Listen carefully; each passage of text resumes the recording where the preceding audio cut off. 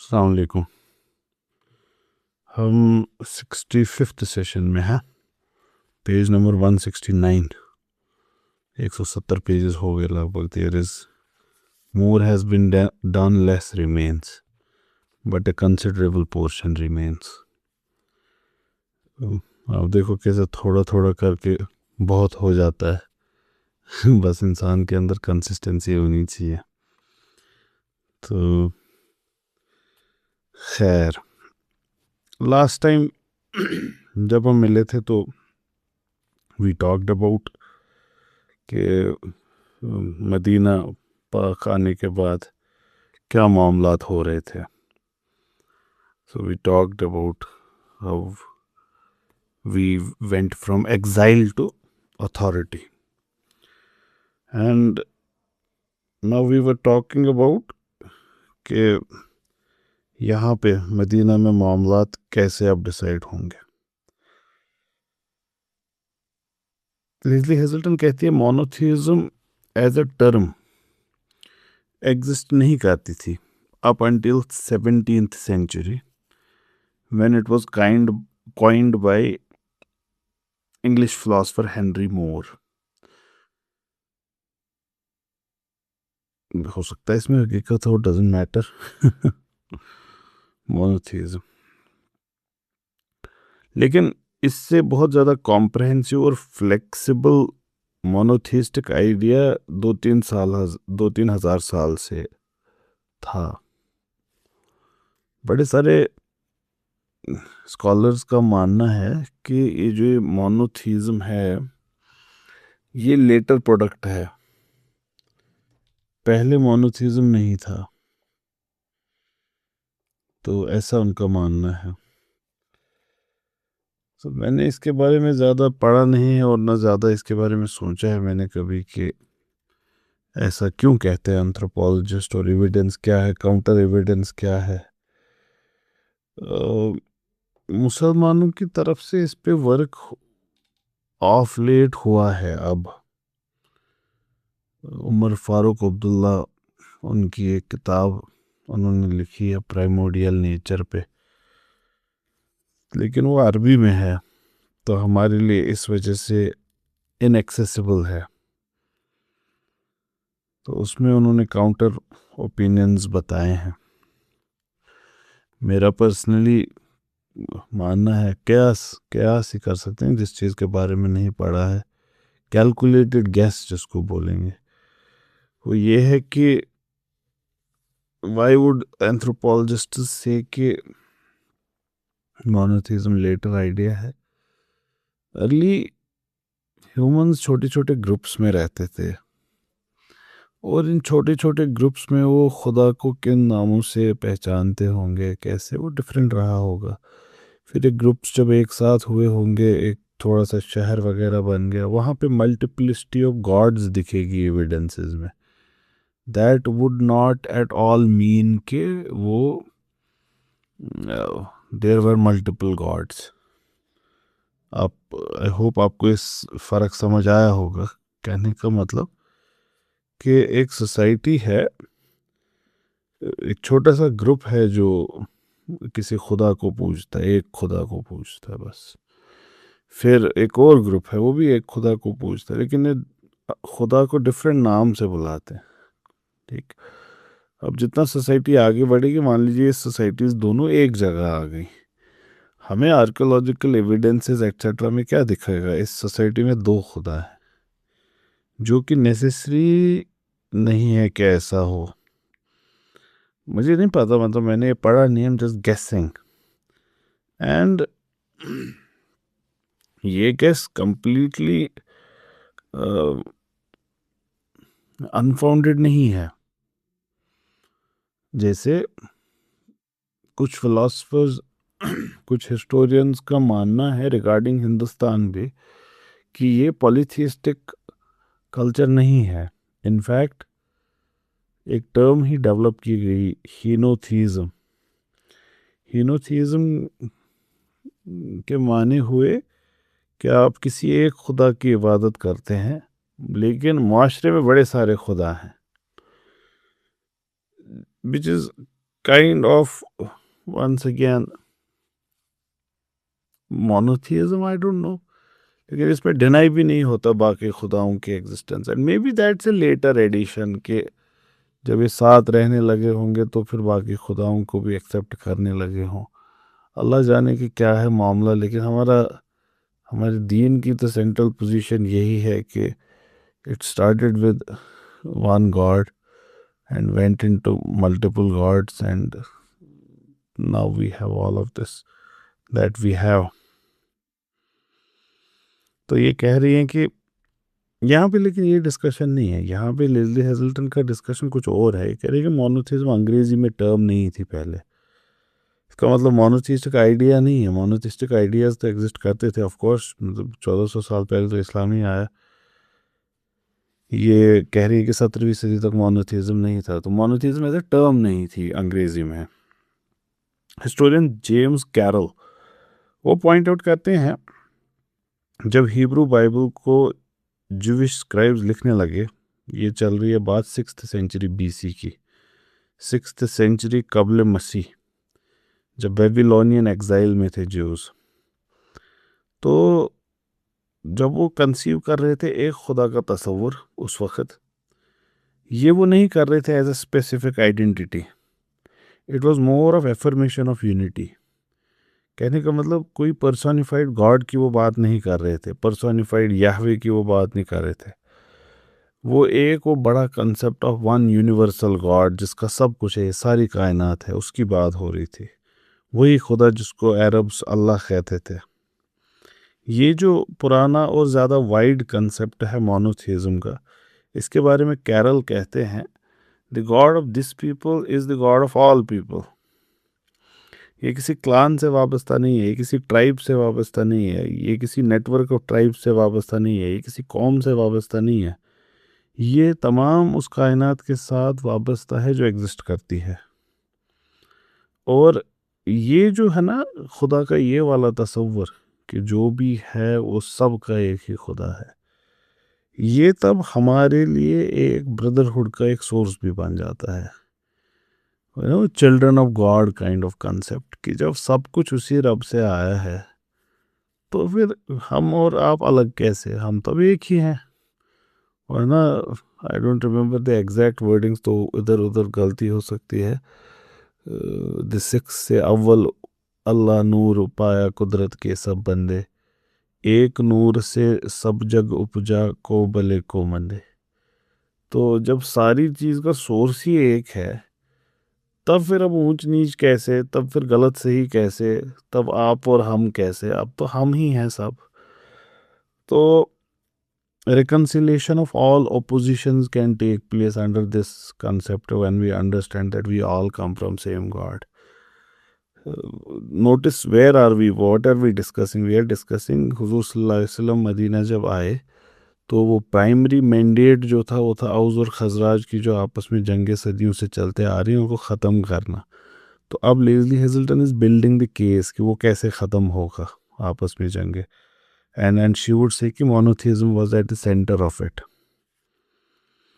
अब ये जो ये कंसेप्ट है तस्वुर खुदा का, एक रब का कंसेप्ट, इसके अंदर सब एक हो सकते थे और हुजूर सल्लल्लाहु अलैहि वसल्लम ने यही करना है। लेज़ली हेजल्टन के लिए पैगंबर वगैरह नहीं होता, कोई सेक्युलर राइटर हैं, तो इनके लिए the profit is doing it सल्लल्लाहु अलैहि वसल्लम। तो क्या है इमीडिएट टास्क? ये जो ये कंसेप्ट है मोनोथिज्म का, एक रब का, एक खुदा का, इसको कैसे भी ट्रांसलेट करो into political term. Political term हमारे वक्त में नेगेटिव टर्मिनोलॉजी है। जैसे ये कहना कि prophet had to work as a politician, इसकी नेगेटिव कॉनोटेशंस है हमारे एरा में। That he did a very wonderful politician job, इसकी नेगेटिव कॉनोटेशंस है हमारे एरा में। लेकिन अपनी फितरत में ये लफ्ज़ नहीं है नेगेटिव, और लेज़ली हेजल्टन भी इसको नेगेटिवली यूज़ नहीं कर रही है। पॉलिटिकल होता क्या है? What is political? What does it mean to say कि एक पॉलिटिकल कमेंट है, या ये एक पॉलिटिकल आइडियोलॉजी है, या ये पॉलिटिक्स की बात कर रहे हैं, या ये एक पॉलिटिशियन है? What is politics? लफ्ज़ी माने पॉलिटिक्स के हुए that which deals with power. माशरे में पावर कैसे अरेंज्ड है उसको हम बोलेंगे, उसके साथ हम इस टर्म को वाबस्ता करते हैं, उसके साथ एसोसिएट करते हैं पॉलिटिक्स को।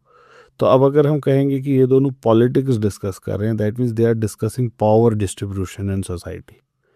अगर हम बोलेंगे ये एक पॉलिटिकल कमेंट है, वी आर सेइंग कि ये comment it is dealing with distribution of power in society. Now understand वो famous feminist statement, for example private is also political. तो what are they actually trying to say? They are trying to say कि जो आपको ये लगता है कि what ever deals with power is external, बाहर है, वो बाहर हो रहा है, पार्लियामेंट में हो रहा है, सड़कों पे हो रहा है, नहीं। They are saying even the private is political. ये भी एक पावर की ही स्ट्रगल है कि घर के अंदर डायनेमिक्स क्या है। That's what they are saying. सही कह रहे हैं, गलत कह रहे हैं, topic for other day.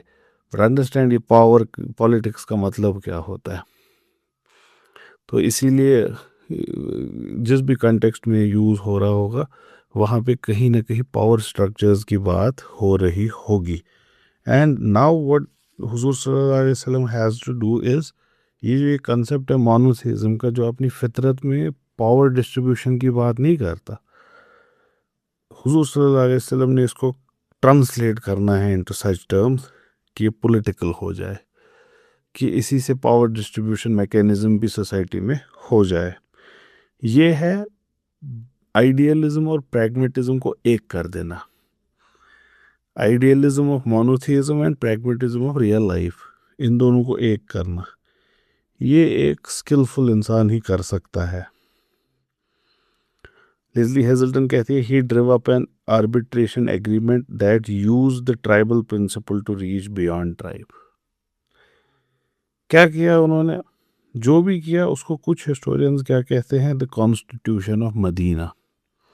Leslie Hazleton word use करती है, grandiosely call the agreement constitution of Medina. ऐसा क्यों? क्योंकि जिन चीज़ों को हम इस एरा में कॉन्स्टिट्यूशन कहते हैं वो इससे काफ़ी बड़ी चीज़ होती है। हिंदुस्तान का कॉन्स्टिट्यूशन बहुत लंबा है, बहुत लंबा है। You can take days altogether to read it.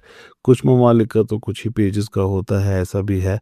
Hindustan, Pakistan, ये बड़े कॉन्स्टिट्यूशंस हैं इनके, that might take a lot of time for one to read. तो उसके कंपैरिजन में ये जो कॉन्स्टिट्यूशन ऑफ मदीना है, ये एक पेज है, एक सफ़ा है, दैट्स ऑल इट इज़। लेकिन जो भी नाम इसको दे, है ये अपने वक्त के लिए बड़ा ही रिमार्केबल डॉक्यूमेंट। ये बात भी सही बात है इनकी, है ये अपने वक्त के हिसाब से तो बड़ा रिमार्केबल। अगर आपको ये डॉक्यूमेंट पढ़ना हो, आप इसको एक ओपन नज़रिए से पढ़ें और आप इसको सोचें ज़रा कि ये नहीं है उस एरा का, आप उसको सोचें कि ये हमारे एरा का है, कि आज किसी ने लिखा है मान लीजिए। और आप जब उसको पढ़ेंगे आपको बिल्कुल ऐसा महसूस नहीं होगा कि ये 1400 साल पुराना डॉक्यूमेंट है। इट्स हाईली प्रोग्रेसिव, जिसको आजकल के ज़माने में प्रोग्रेसिव कहते हैं। बहुत इंक्लूसिव है ये, जिसको आजकल के ज़माने में इंक्लूसिव कहते हैं। It's a wonderful document. तो इसको मौका मिले तो पूरे डॉक्यूमेंट को पढ़े। It would hardly take you 5 to 10 minutes. On one hand, it resolved the internecine disputes of Medina by taking the form of mutual defense pact. On the other hand, it codified a new inclusive identity as the principle that would bind all the clans and tribes together. क्या किया इस constitution of Medina ने? इसने दो चीज़ें की। एक, इसने जो मदीना के अंदर डिस्प्यूट्स चलते आ रहे थे सदियों के, इंटरनेसीन का मतलब हुआ conflict which is destroying both sides, that's internecine, and it was destroying both Aws and Khazraj. तो उनका डिस्प्यूट इसने कैसे ख़त्म किया? एक म्यूचुअल डिफेंस पैक्ट इसके अंदर था। म्यूचुअल डिफेंस पैक्ट का मतलब हम एक दूसरे की हिफाजत करेंगे किसी भी एग्रेशन से। अब जब एक दूसरे की हिफाजत कर रहे हैं तो एक दूसरे के साथ लड़ेंगे कैसे? तो ये वाला मसला ख़त्म। दूसरी तरफ से इसने क्या किया? इसने कोडिफाई की एक नई इंक्लूसिव आइडेंटिटी। इससे पहले हमारी आइडेंटिटी क्या थी? हम या तो हाशिम थे, बनु हाशिम थे, हम बनु कुरैज़ा थे, हम बनु नादिर थे, हम आउज़ थे, हम खजराज थे, हम बनु कैनुका थे, आप समझ रहे हैं, हम हवाज़ीन थे, हम ये सारी चीज़ें थे। इसने क्या किया, इसने इस सब को रिप्लेस करके एक नया आइडेंटिटी का कंसेप्ट लाया। हम सब उम्मा है, उम्मत है एक हम।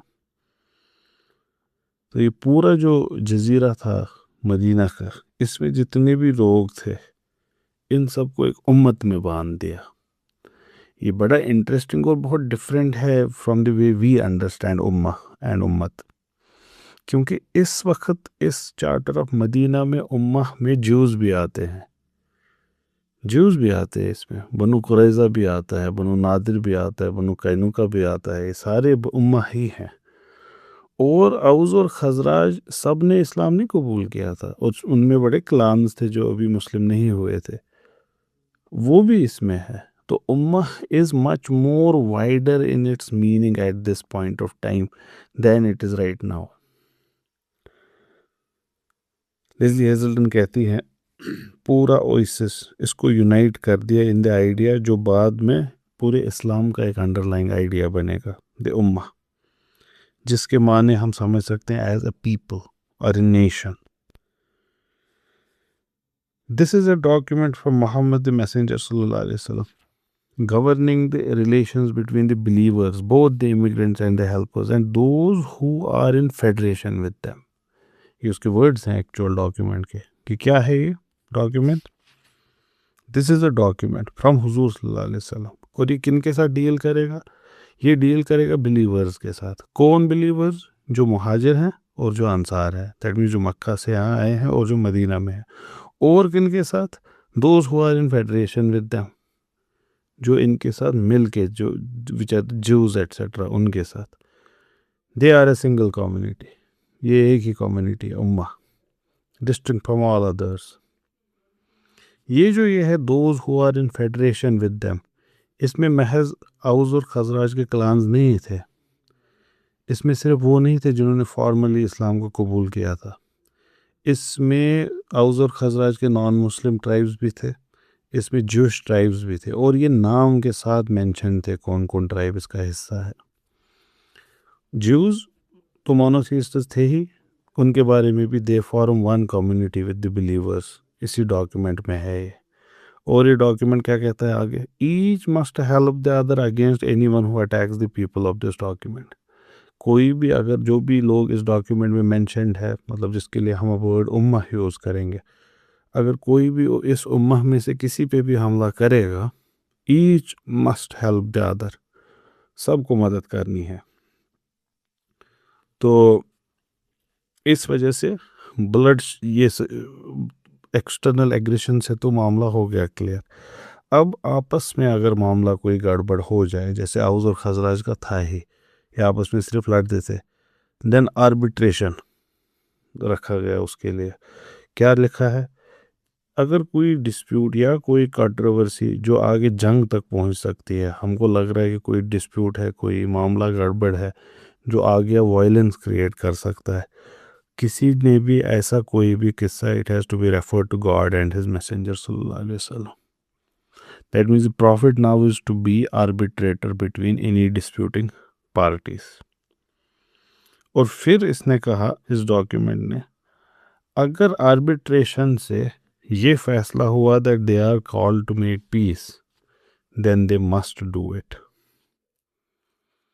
इसका मतलब ये हुआ हुजूर सल्लल्लाहु अलैहि वसल्लम खुद से अब बन गए guarantor of the agreement, guarantor of peace in this place. एक और क्लॉज था जिसके बारे में लेज़ली हेज़ल्टन कहती हैं कि it had far reaching effects. वो क्या था, जो भी इस डॉक्यूमेंट के कंट्रैक्टिंग पार्टीज हैं, अगर कोई भी अटैक हो मदीना पे, they are bound to help each other, आपने करना ही करना है। ऐसा नहीं है कि इस वक्त मदीना एंटिसिपेट कर रहा था कि कोई हमला करेगा, ऐसा हो भी सकता है कि एंटिसिपेट कर रहा हो। And from a purely Islamic side, the prophet सल्लल्लाहु अलैहि वसल्लम, what does it mean to say someone is a prophet, लफ्जी माने क्या है इसके, बाकी तो हम डिटेल्स में जा सकते हैं प्रॉफिट के कैरेक्टर्स क्या होते हैं, पर लफ्जी माने प्रॉफिट के हैं, it's related to the word prophecy. One who is a prophet prophesizes, what is prophesying? Prophesying means predicting the future. तो लफ्जी माने तो प्रॉफिट के वही हुए कि जो फ्यूचर बताए क्या होने वाला है। अब इसको ज़्यादातर हम ये फ्यूचर टेलिंग के साथ नहीं रिलेट करते हैं। तब तो हम वो क्या नाम, नॉस्ट्रेडामस को भी प्रॉफिट बोल देते। लेकिन this is usually referred to the hereafter, जो उसकी बातें करे, तो उस टाइप का फ्यूचर टेलिंग। तो खैर, the prophet would have known the future, he must have been informed by, he must have been informed by God about it, or maybe not, God knows. The point being, हमारे लिए must word नहीं है कि he was not anticipating, maybe he was anticipating a war और an attack on Medina, हमारे लिए ऐसा नहीं। बट लेज़ली हेजल्टन कहते हैं कि ऐसा नहीं था, ऐसी कोई कंडीशन नहीं थी कि जिसकी वजह से दे वुड हैव फियर्ड कि कोई जंग छिड़ने वाली है। एंड शी इज़ राइट, ऐसा अपेरेंटली तो कोई चीज़ है नहीं। लेकिन उसके बावजूद ये क्लॉज क्यों है? The danger was not from without, the danger was actually inside. तो इस वजह से ये जो ये स्टेटमेंट है, ये एक्चुअली नहीं रेफर कर रहा है बाहर के हमलों का, ये तो अरब वे ऑफ सेइंग है कि आपस में अब लड़ना नहीं है। इंटर ट्राइबल अलायंसेस का ये फॉर्मल स्टेटमेंट है, जान दे देंगे एक दूसरे के लिए। ये वैसे है टू से कि वी आर वन पार्टी, जैसे ऑल वेदर फ्रेंड्स यूज़ करते हैं आजकल के ज़माने में, जस्ट टू से वी आर वन पार्टी। कुछ लोग तो रहे होंगे जो मतलब इससे सेटिस्फाइड नहीं रहे होंगे कि why would he be the arbitrator etcetera, या कोई और मिसगिविंग्स रही होंगी। लेकिन जो भी था, कोई सामने इसके खिलाफ नहीं आया इस डॉक्यूमेंट के। एटलीस्ट मतलब ये लोग लड़ रहे हैं पिछले 100 सालों से। इनको, इनके नज़रिए से देखे तो यू वुड बी थिंकिंग कि इनमें से जो सबसे बुरे भी रहे होंगे कि वो भी क्या सोच रहा होगा, चलो ये भी करके देख लेते हैं, क्या हर्ज है, हमने वैसे भी लड़ना ही है 5 साल बाद 10 साल बाद, तो अब ये भी कर लेते हैं, इसमें भी कोई हर्ज नहीं है। तो worst of worst would have thought this. जो बीच में रहे होंगे उन्होंने ऐसे सोचा होगा कि क्यों ना ट्राई कर लेते हैं, मे बी इट वर्क्स। और जो इनमें से बिलीवर हुए थे उन्होंने तो सोचा होगा कि इट वुड वर्क, यही तरीका है। According equal status to what they saw as a de facto tribe of believers for the sake of larger goal of establishing peace among all factions in Medina. क्या कि अगर इसमें भी किसी को दिक्कत रही होगी कि ये मुहाजिर आए, कुछ एक बिलीवर्स का ग्रुप बनाया, सबको इक्वल स्टेटस, ये क्या हमारे बराबर हो गए, अगर किसी को इसके ख़िलाफ़ भी कुछ मिसगिविंग्स रही होंगी, लेकिन किसी ने उनको जाहिर नहीं किया, लेकिन क्योंकि सबकी ख्वाहिश यही है कि ये लड़ाई अब ख़त्म हो जाए, धीरे धीरे उन्होंने अपने इस डॉक्यूमेंट पे साइन करना शुरू कर दिया। They started affixing their seals, different clans etcetera. Leslie Hazleton says कि उस वक़्त शायद ही उन्होंने सोचा होगा कि ये किस डॉक्यूमेंट पे हम साइन कर रहे हैं, इसकी हिस्ट्री में कितने रिपरकशंस होंगे। It is unlikely that they realised its potential, कि ये कैसे तमाम एग्जिस्टिंग सिस्टम्स को ख़त्म करने वाला है, सुपरसीड करने वाला है, लियुज़िरहु अलद्दीन कुल्ले। लेकिन अगर उनको ये पता नहीं थी, हुज़ूर सल्लल्लाहु अलैहि वसल्लम को डेफिनेटली पता थी कि बहुत बड़ी चीज़ हो गई है। उन्होंने परसुएड किया था एक खित्ते में रहने वाले लोगों को जो आइडेंटिटी ढूंढ रहे थे, to connect with an identity in search of a place. In effect he had persuaded a place in search of an identity to connect with an identity in search of a place. एक एक खित्ते में रहने वाले लोग जो अपनी identity ढूंढ रहे हैं, उनको क्या किया, उनको कनेक्ट किया ऐसे आइडेंटिटी के साथ जो कोई खित्ता ढूंढ रहा है जीने के लिए। Islam was finding a place to live in. These people were trying to find something to live by. ठीक है, तो इन दोनों को एक कर दिया। इस दौरान मक्का में क्या हो रहा है, वहाँ पे तो चैन की सांस है। वहाँ पे कलेक्टिव साई ऑफ रिलीफ है। ओह हो, ये इतने सालों का जो हमारा यहाँ पे सिर्फ हर दिन कोई ना कोई मसला, वो अब ख़त्म हो गया। They would have taken a collective sigh of relief कि चलो ठीक है, निकल गए यहाँ से, हमारे लिए वंस फॉर ऑल मसला ख़त्म हो गया। एक तो जो थ्रेट था इस पूरे आइडिया का, वो भी ख़त्म हो गया क्योंकि वो वहाँ से निकल गए। और ये सब हुआ विदाउट एनी ब्लड शेड। ये भी तो अच्छी पॉजिटिव बात है। इवन इफ ये वैसे नहीं हुआ था जैसे उन्होंने प्लान किया था, लेकिन इसके बावजूद वो रेडीली एक्सेप्ट करने लगे, जो हुआ अच्छा ही हुआ, उनका यहाँ से निकलना बेहतर ही है। Even if it did not happen the way we wanted, they had seen the last of him, they thought. और गए भी कहाँ बसने, कोई ऐसे बड़े शहर नहीं, दमस्क में सेटल नहीं हुए हैं, मदीना में एक अननोन जगह, ऑब्सक्योर जगह। कौन सोचता। हाँ, इस वक्त अगर मदीना दिखाएं, उस वक्त ये सोचने वालों को तो हैरान हो जाएंगे, यकीन ही नहीं करेंगे। तो खैर, एक डेट ऑर्चर्ड है Medina. They were all happy कि ये सब ठीक ही हुआ। अब इनको जितनी प्रीचिंग करनी है कर लें, it would make little difference to Mecca. तो इनके हिसाब से ये जो मूवमेंट है इस्लाम का, ये साइड लाइन हो चुका है, ख़त्म हो चुका है। It was for them the perfect outcome. क्या होगा, अब कुछ साल में ये चीज़ें धीरे धीरे ख़त्म हो जाएंगी and will be back to normal. और जो इनके रिश्तेदार गए हैं मक्का से मदीना हुजूर सल्लल्लाहु अलैहि वसल्लम के साथ, उनको पता थी कि वो कहाँ रह पाएंगे, वहाँ कहाँ, यहाँ का ऐशो इशरत, यहाँ की ज़िंदगी, तिजारत वाली ज़िंदगी, वहाँ मशक्क़त करेंगे, वहाँ क्या करेंगे, यही है, खजूर बेचेंगे। What are they going to do there, तो there is sarcasm in it, कि क्या करोगे वहाँ रह के, ये खजूर सुखाओगे और बेचोगे फिर। इनको तो वापस आना ही है। जैसे हम भी कहते हैं, मान लीजिए एक लग्जरियस फैमिली का जो बेटा एक अलग हो जाता है कि ये किसी हीरो बनने के चक्कर में, फिर क्या उसके माँ बाप कहते हैं इसको करने दो कुछ दिन ही, फिर हम देखते हैं।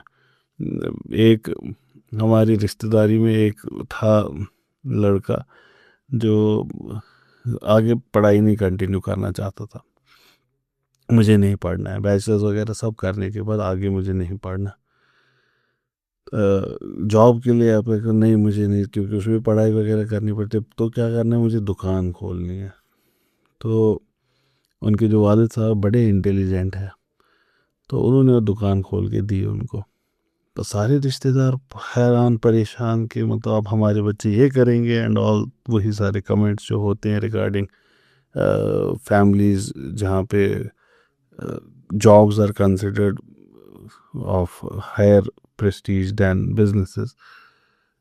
तो तो वो क्या कहते हैं कि सब्र करो कुछ टाइम, ये जो बिज़नेस इनको लगता है आजकल के बच्चों को कि इसमें आज़ादी है, इसमें ये है वो है, अपने हिसाब से करेंगे, जब सुबह से शाम दुकान पे बैठना पड़ेगा, ये खुद से बोलेगा कि मुझे भी जॉब ही करनी है।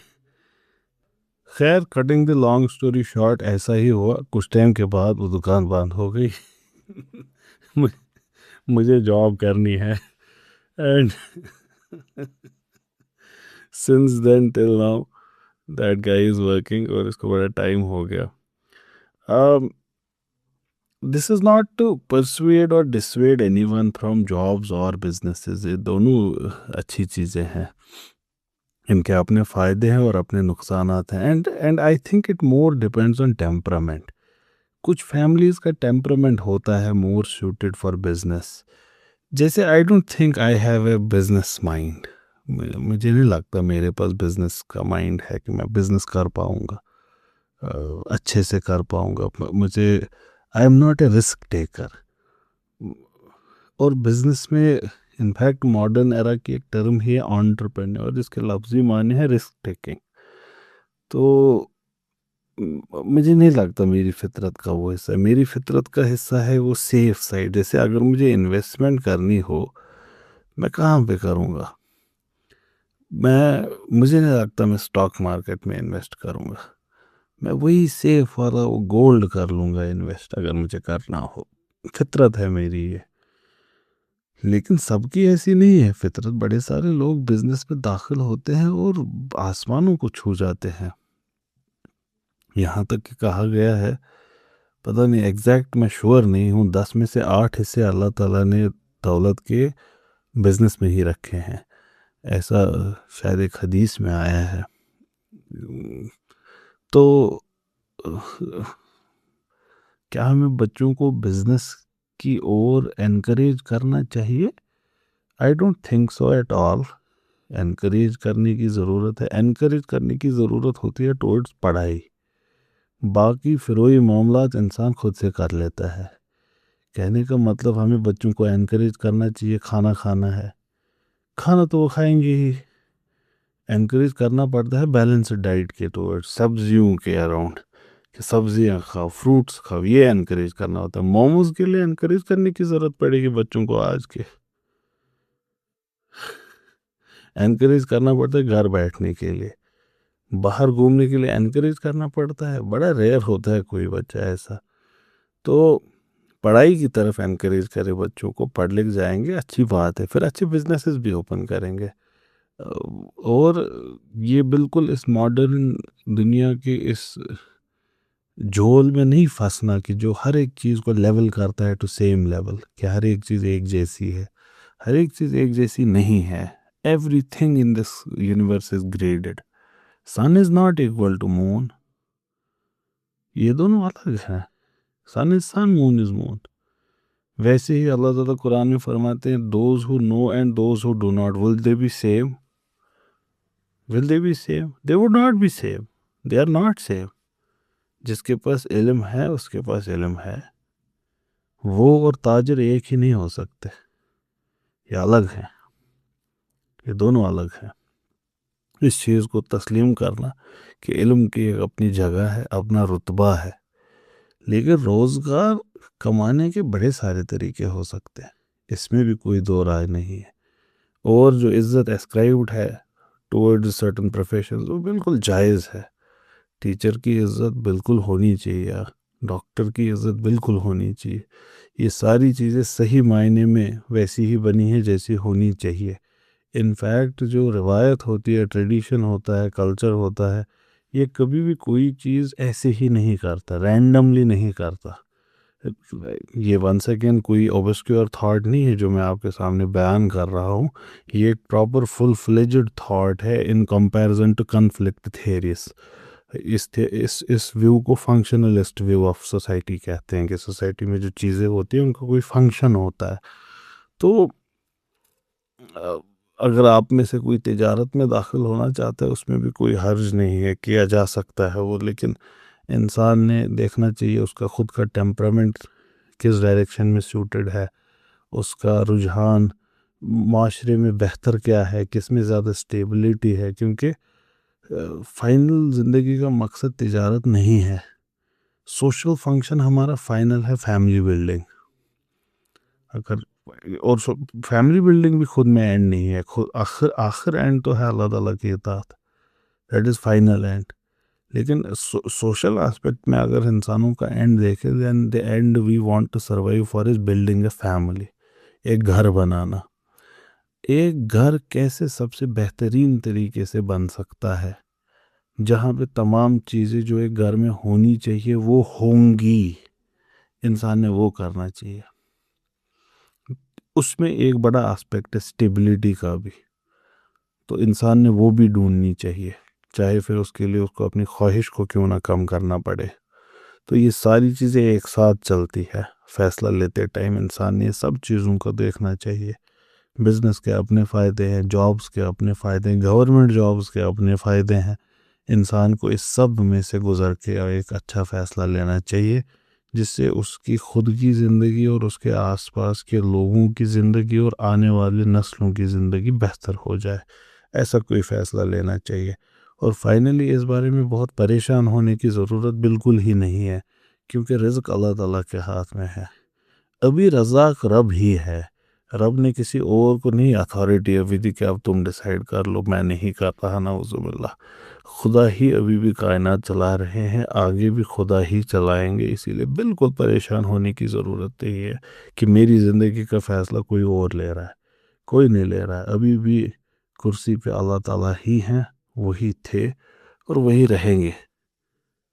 तो इसलिए बिल्कुल इसमें परेशान होने की ज़रूरत नहीं है। You are in good hands जिसको कहते हैं। अल्लाह रब्बी कहा था ना उन्होंने, गौसल आज़म ने, मुरीदी ला तखफ अल्लाह रब्बी, कि मेरे मुरीद को बिल्कुल खौफ ज़्यादा होने की ज़रूरत नहीं है। क्यों? अल्लाह रब्बी। और अल्लाह ताला कुरान में बार बार फरमाते हैं, जिनको यकीन है, जो भी ईमान पे है, जो ईमान लाए, उनको बिल्कुल खौफ ज़्यादा होने की ज़रूरत नहीं है।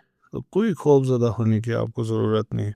और अजीब किस्सा तो ज़िंदगी का ये है कि अगर आप ज़िंदा हैं तो रिज़्क तो मिल ही रहा है, तब किस बात पे बहस है। अगर रिज़्क नहीं मिलेगा आप मर जाएंगे, तो फिर से किस बात की परेशानी है। अगर ज़िंदा है और रिज़्क नहीं मिल रहा, तब तो आप मुअज़्ज़ा हैं, फिर से कौन सी बात की परेशानी है। तीनों केस में कोई परेशानी नहीं है। और अगर मर चुके हैं और रिज़्क मिल रहा है, तब आप जन्नत में हैं। इन एनी केस रिज़्क की परेशानी is more psychological than real. आपके साथ इसमें हर केस में गुड ही हो रहा है। या ज़िंदा है और रिज़्क मिल रहा है, अच्छी बात है। ज़िंदा है, रिज़्क नहीं मिल रहा है, मुअज़्ज़ा है, अच्छी बात है। ज़िंदा नहीं है, रिज़्क मिल रहा है, जन्नत में है, और भी अच्छी बात है। ठीक है। तो do not worry about it at all. अपनी give your best whatever you are doing. हर किसी चीज़ को अपने अच्छे दर्जे में किया करो और फिर अल्लाह ताला पे छोड़ दिया करो। Whatever is going to happen is going to be good. तो the point here was, what were the Meccans thinking? The Meccans were thinking कि ये लोग, हम तिजारत वाले लोग हैं, ये क्या करेंगे, काश्तकारी है क्या ये, मतलब वो कहते हैं ना सरकाज़म में, जब हम कहते हैं कि ये लोग क्या करेंगे, खेतों में जाएंगे अब दिन भर, इनको वापस आना ही है, जब इनको मजदूरी करनी पड़ेगी 2 दिन ये वापस आएंगे। That's what the Meccans are thinking about their relatives who are in Medina right now. And the answer came quickly कि क्या करेंगे ये मुहाजिर जो वहाँ गए हैं। जवाब बड़ी जल्दी ही मिला मैकन को कि वो क्या करेंगे। सालों की हैरेसमेंट, सालों की इंसल्ट्स, फिर बायकॉट, फिर सफरिंग इनकी, और फिर असैसिनेशन अटेम्प्ट, इस सब ने नॉन वायलेंस की लिमिट्स को इतना स्ट्रेच किया था कि वो टूटने की कगार पे था बिल्कुल। हुजूर सल्लल्लाहु अलैहि वसल्लम ने इनको परसुएड करने की कोशिश की थी। Decade, more than A decade he did it. इनको एकोमोडेट करने की भी कोशिश की थी, लेकिन इतना ही नहीं कि उस पर कोई फ़ायदा नहीं निकला, वो काउंटर प्रोडक्टिव हुआ, उससे नुकसान ही हुआ। ये जो एग्जाइल की इंसल्ट थी, इसने टर्न द अदर चीक के कॉन्सेप्ट को ना ख़त्म कर दिया, सेल्फ डिफीटिंग साबित कर दिया।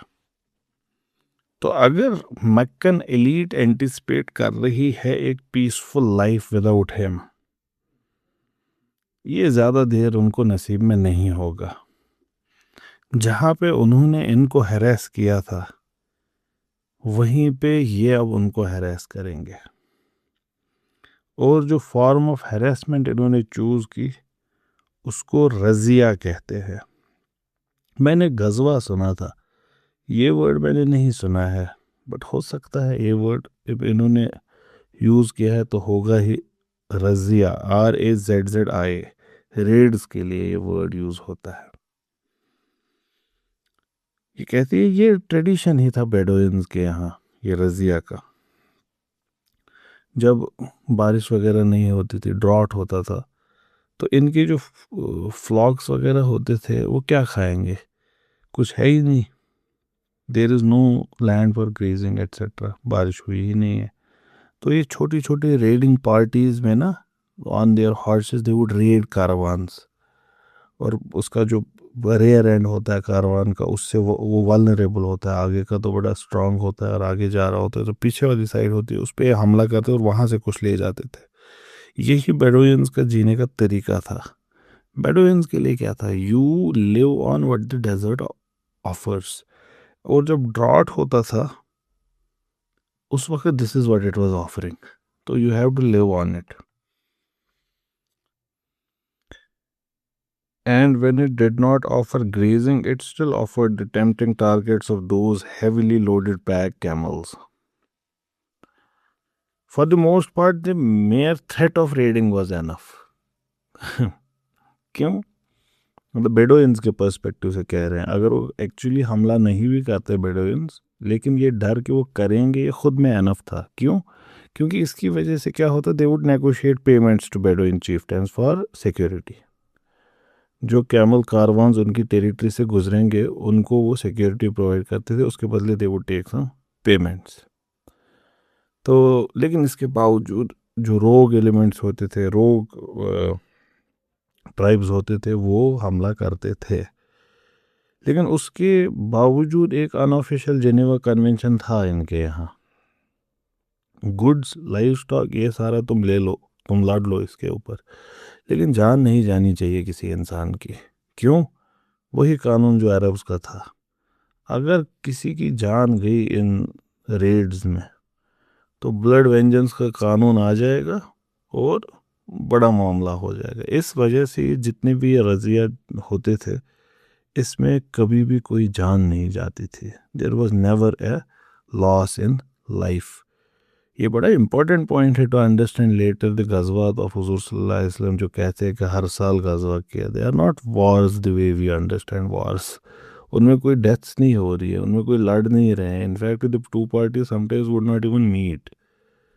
खैर, अब ये रेड्स हैं which have been ordered by हुजूर सल्लल्लाहु अलैहि वसल्लम, इसमें अंसार वगैरह को पार्टिसिपेट करने की कोई ज़रूरत नहीं है, लेकिन इमिग्रेंट्स के पास तो रीजंस हैं। अच्छा, इन्होंने एक पॉइंट स्किप किया, why did these in start at all?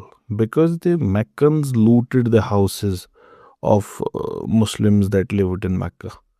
जो अपना छोड़ के जो गए थे ना, उसको उन्होंने दे टुक इट इन कस्टडी और वो उसको कारवानों में लेकर बेच रहे थे। तो खैर, मैकन्स जो यहाँ पे आए हैं, मुहाजिर जो हैं, उनके पास रीजंस है कि वो ये सब में पार्टिसिपेट करे। क्या रीजंस है? मदीना ऑलरेडी बसा हुआ एक छोटा सा कस्बा है या शहर है। जो भी यहाँ पे अच्छी ज़मीन थी जिसमें काश्तकारी हो सकती थी, जिसमें कुछ उग सकता था, वो सारा ऑलरेडी टेकन है। और अगर ये कुछ काम कर सकते थे, ये फिर वो काइंड ऑफ पेजेंट्स का काम कर सकते थे, हायर्ड हैंड्स का काम कर सकते थे। अभी तक ये अंसार की काइंडनेस पे रिलाई करते थे, लेकिन ये मैकन वे नहीं था, ये अरब वे नहीं था कि आप किसी पे डिपेंडेंट होके काम करें। नो, यहाँ पे वायरलिटी, ऑनर, ये सारी चीज़ें बहुत इम्पॉर्टेंट है और इन लोगों के लिए ये चीज़ सेंट्रल है। तो ये ऐसे ही ज़िंदगी नहीं काटेंगे। और ये जो एग्जाइल का स्टिग्मा इनके माथे पे लगा था, ये इसको भी एक्सेप्ट नहीं करेंगे। They would turn it into a banner of defiance. और रेडिंग एक ऐसा तरीका था जिससे they would get their honour back and they would hurt the Meccans where it would hurt them the most. Trader को कहाँ पे हर्ट करता है सबसे ज़्यादा? In his pockets. And instead of being acted upon, these people decided, no, someone else is not going to dictate the terms of our movement. We are going to act on our own. ये जो early Islamic histories है वो इन Reds को military expeditions कहेंगे, यही ना गजवा। लेकिन पूरे साल में 623 ईयर्स में कोई भी इनमें से गजवा है ही नहीं। लेज़ली हेज़ल्टन ये कह रहे, और ये हकीकत भी है। ये गजवा इसको इसलिए कहते थे बिकॉज वेलर इनके यहाँ बहुत रेस्पेक्टेड था। तो of course they wanted to show later in their when they were writing के you see how great these early Muslims were, they were गाजीज and they would indulge in गजवा and मगाजी and etcetera. In fact तो prophetic biography हमने earlier discussions में किया, पहले कुछ सेशंस में, इसको मगाजी लिटरेचर ही कहते थे, इसको सीरत नहीं कहते थे। That profits life is book of Wars. तो अरब्स का वे ऑफ राइटिंग ही यही था, यही चीज़ उनके यहाँ बहुत ज़्यादा अच्छी मानी जाती थी। तो 623 पूरे साल इनमें से कोई भी गजवा के लेवल का तो था ही नहीं। और इनफैक्ट अगर इनको आप रेड्स भी कहेंगे तो सारी की सारी अनसक्सेसफुल ही थी। मार्च में हिजरत के 7 महीने बाद 30 इमिग्रेंट्स का एक ग्रुप हज़रत हमजा की अगुवाई में आगे चला और एक दूसरे से मिले बिना ही ये वापस आ गए। क्यों? क्योंकि लोकल चीफ्टेन ने, बेडोइन चीफ्टेन ने इंटरवीन किया और दोनों ग्रुप्स को अलग अलग वापस जाना पड़ा। इसके 1 महीने के बाद 60 लोग फिर से गए अबू सुफियान के कारवान को हमला करने के लिए। वहाँ भी कोई आपस में लड़ाई नहीं हुई। And they return with nothing.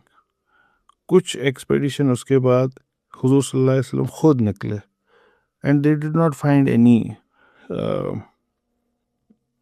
Quraish, any of the Quraysh, they could not find them. वो निकले, गश्त लगा, but they could not find and they came back. And वो भी गजवा ही है हमारे लिटरेचर में। तो लेज़ली हेजल्टन कहती है, if at all they seemed very ineffective in what they were doing. जो भी ये कर रहे थे मुहाजिरीन, उसमें वो बड़े इनफेक्टिव थे और ये उनका ट्रेड ही नहीं था। खैर, to add salt to the wound ना, कहती हैं कि इनफैक्ट जब बेडोइंस ने इन पे एक बार हमला किया और इनके कैमल्स को ले गए जस्ट आउटस्कर्ट्स ऑफ मदीना में, तो ये जब वापस भागे उनके पीछे ढूंढने के लिए, they lost track of them immediately. That means कि इनका भी इसमें एक्सपर्टीज नहीं है। But here comes a very interesting point which she would make. She says you can expect all of these things from the immigrants, कोई मसला नहीं, but not from हुजूर सल्लल्लाहु अलैहि वसल्लम। He was not the kind of person who would have expected any different result. He is a very intelligent person. He knows what he is doing. So she says he would not have expected कि हमें इसमें से कुछ पैसा मिलेगा, बूटी मिलेगी, goods मिलेंगे। नो। अभी ऐसा क्यों कह रहे? कह रहे कि who is the most experienced among them in caravans? It is Prophet सल्लल्लाहु अलैहि वसल्लम।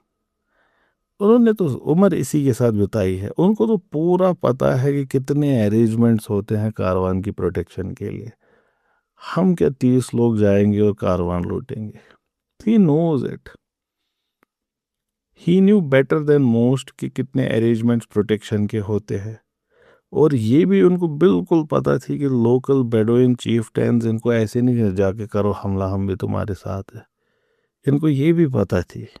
तो क्या था फिर वो? ये कहते हैं डेफिनेटली मटेरियल सक्सेस तो नहीं थी हुजूर सल्लल्लाहु अलैहि वसल्लम के सामने जिसकी वजह से उन्होंने ये किया। मुद्दा तो कुछ और था, मकसद कुछ और था। मकसद क्या था? कि हम तुमको याद दिलाएंगे हम एग्जिस्ट करते हैं, तुम्हारे कारवां स्मूथली अब नहीं चलेंगे। We are here to stay, the problems are here to remain. He was making a point, that's all. He was making his presence felt कि मक्का से मैं गायब नहीं हुआ हूँ। I am not vanishing the way you are thinking, I am there. मक्का में डिस्कस होगा इस्लाम ही, अभी भी मक्का में डिस्कस हुजूर सल्लल्लाहु अलैहि वसल्लम ही होंगे, चाहे हम वहाँ फिजिकली रहे या ना रहे। He was establishing his presence beyond Medina as a force to be reckoned with. तुम्हें डील करना पड़ेगा इसके साथ, and doing so at a very little cost.